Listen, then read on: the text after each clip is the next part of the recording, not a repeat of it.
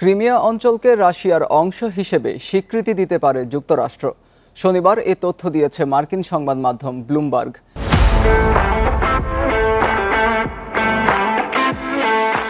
এতে বলা হয়েছে, মস্কো ও কিয়েভের মধ্যে শান্তি চুক্তির অংশ হিসেবে এমন সিদ্ধান্ত নেওয়া হতে পারে। তবে আলোচনার সঙ্গে যুক্ত কয়েকজন জানিয়েছেন, যুক্তরাষ্ট্র বিষয়টি গুরুত্ব দিয়ে ভাবছে। প্রতিবেদনে বলা হয়েছে, মার্কিন প্রেসিডেন্ট ডোনাল্ড ট্রাম্প এই উদ্যোগ নিচ্ছেন। এদিকে রাশিয়াকে 1 ইঞ্চি জমিও ছাড়বেন না বলে জানিয়ে রেখেছেন ইউক্রেনের প্রেসিডেন্ট জেলেনস্কি। আর শান্তি চুক্তির প্রস্তাব অনুযায়ী রাশিয়ার দখল করা এলাকা তাদের নিয়ন্ত্রণেই থাকবে বলে জানান কয়েকজন মার্কিন কর্মকর্তা।